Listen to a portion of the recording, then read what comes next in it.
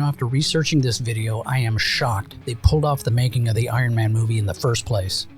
Risky casting, shaky writing, and a mountain of a task that they almost did not pull off. Find out all this and more on today's episode of 5 Weird Things. Welcome to the channel.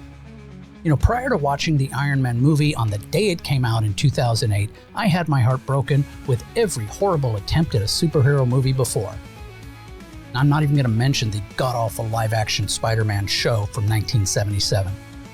And then Robert Downey Jr. descended from the mountaintops to lead us to the promised land of the MCU. Now, what are your thoughts about the MCU? Let me know in the comments. All right, let's get into it. First, this very brief things we all need to know. Iron Man is the story of a genius billionaire who, after a life-changing event, builds a high-tech suit to become a hero. This was after 45 years of comic book lore leading up to this movie. It is a mix of action, humor, and redemption, featuring a lot of flying, witty remarks, and of course, plenty of explosions, because science and subtlety rarely go together. Now, this was also the first film of the MCU. This was the one that set it all up. Everybody got that? Good. Weird thing number 5. Iron Man in the movies was a lot different from the comic books. Now, the Iron Man portrayed in Marvel Comics and the one seen in the Marvel Cinematic Universe, the MCU, share a lot of similarities. But they also have notable differences in personality, backstory, and technology. One of the biggest differences is Tony Stark's personality. In the comics, while still a genius billionaire with a sharp wit, Tony Stark is often portrayed as more serious and brooding, particularly in storylines that explore his struggles with alcoholism, such as the episode Demon in a Bottle. In contrast, the MCU version, played by Robert Downey Jr., leans more into the charm, the quick humor, and charisma, making him one of the most beloved characters in the franchise. Now, another key difference is his origin story. In the comics, Iron Man was originally created in the 1960s, and Tony Stark was injured and captured during the Vietnam War. Over time, this was updated to fit modern conflicts, while the MCU places his capture in Afghanistan to reflect contemporary geopolitical issues. Now, his suit technology also differs. The comics showcase a much wider variety of armors, from deep space suits to magical enhanced versions. The MCU, while impressive, keeps the technology more grounded and streamlined, limiting the sheer number of suits that Tony builds. Finally, his relationships play out differently. In the comics, Pepper Potts doesn't become a major love interest until much, much later, whereas in the MCU, their romance is a central theme. Additionally, Tony's friendships and mentorships, like with Peter Parker, take different paths between the two versions. Weird thing number 4. How Robert Downey Jr. made the character Iron Man his own. Robert Downey Jr.'s portrayal of Tony Stark in the Iron Man movies is widely praised, but his acting choices often broke from the traditional superhero performances in ways that were unexpected and even odd.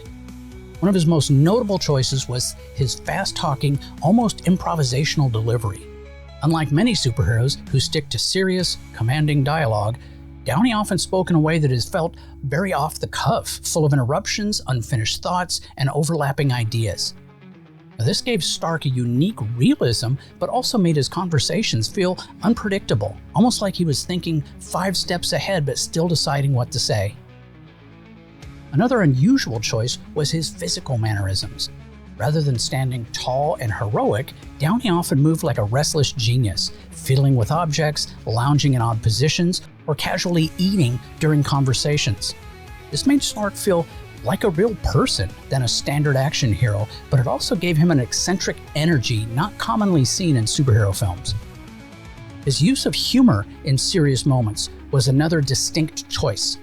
In scenes where other actors might play things straight, Downey often inserted humor, whether through a sarcastic remark or an exaggerated facial expression. This approach made Tony Stark endlessly entertaining, but it also sometimes softened dramatic moments. Lastly, Downey brought an emotional depth that felt deeply personal. His version of Tony Stark wasn't just a billionaire in a suit. He was a man constantly wrestling with his own flaws. This made his portrayal stand out, even if it wasn't always conventional. Weird thing number 3, the weird collaboration that created Iron Man. The creation of Iron Man the comic book by Stan Lee in 1963 was filled with unusual decisions and challenges that made the character stand out, sometimes in very unexpected ways. One of the strangest aspects of Iron Man's origin is that Stan Lee specifically designed him to be unlikable. At the time, Marvel was known for its flawed but relatable heroes, yet Lee wanted to push the idea further. He created Tony Stark as a billionaire weapons manufacturer during the Cold War, someone the typical comic book reader might not root for. The challenge, according to Lee, was to make readers care about a character who, on paper, seemed like a symbol of war and corporate greed. Another oddity was how little Lee actually wrote in Iron Man's debut in Tales of Suspense number 39. While he came up with the idea, much of the actual writing and character development was handled by his brother, Larry Lieber, with Don Heck doing the artwork and Jack Kirby designing the first bulky gray suit. This team effort led to a character whose early stories had a mix of different creative styles. Iron Man's original suit design was also unusual. Instead of the sleek red and gold armor fans recognize today, Stark first appeared in a bulky gray refrigerator-like suit. It was later redesigned for practicality and style. Despite these unusual beginnings, Iron Man became one of Marvel's most enduring heroes, proving that even an unlikable character could win over audiences with the right mix of charisma, intelligence, and heroism. Weird thing number 2. So who else auditioned for Iron Man? Before Robert Downey Jr. became the definitive Tony Stark, several other actors were considered for the role, some of whom would have created a very different version of Iron Man. One of the most well-known near castings was Tom Cruise. He was interested in playing Tony Stark as early as the 1990s when an Iron Man film was in early development. However, Cruise eventually passed on the role, reportedly because he wasn't satisfied with the script, or perhaps because he preferred doing his own stunts without a robotic suit. Another contender was Nicolas Cage, who had a well-documented love for comic books and had already attempted to play superheroes, including the infamous Ghost Rider movie and Superman in a Superman film that never happened.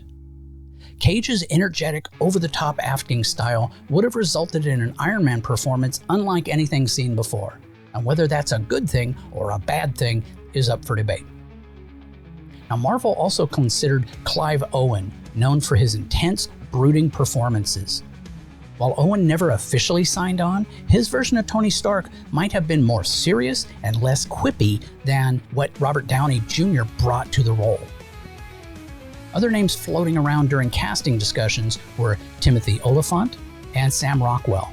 Rockwell eventually joined the MCU as Justin Hammer in Iron Man 2, proving that Marvel still saw his potential even if it wasn't as Stark himself. Ultimately, Robert Downey Jr. won the role, and given how iconic his performance became, it's hard to imagine anybody else in that suit. And finally, weird thing number 1. The Iron Man movie was not easy to make. Now, the making of Iron Man in 2008 wasn't exactly smooth, and considering how successful it became, it is surprising just how many challenges the production faced. One of the biggest problems was lack of a completed script. When filming began, much of the screenplay was unfinished, meaning actors, especially Robert Downey Jr., had to improvise large portions of their dialogue. Now, while this added a natural, spontaneous feel to the film, it also made production chaotic, as scenes were constantly being adjusted on the spot. Director Jon Favreau later admitted that the script was essentially being written as they were filming. Another major issue was casting Robert Downey Jr. in the first place. At the time, Marvel Studios was not the powerhouse it is today, and Robert Downey Jr.'s history of personal struggles made studio executives hesitant to take the risk. It took serious convincing from Favreau to get Marvel on board, and even then, Downey had to go through extensive screen tests to prove he was the right choice. On the technical side, the filmmaker struggled with the balancing act of practical effects and CGI. The original plan involved more physical suits, but as production went on, they realized that CGI would have to play a larger role, especially for flying sequences. This led to last-minute adjustments in post-production. Now finally, there was the pressure of launching the Marvel Cinematic Universe. At the time, no one knew if audiences would embrace a lesser-known superhero. Fortunately, despite the behind-the-scenes problems, Iron Man exceeded expectations and changed the industry forever. Well, that's it for today's episode. I hope you liked it. This one was so much fun to make, I couldn't believe it. Now feel free to click more of my videos like those two up above. Take care and have yourself a great day.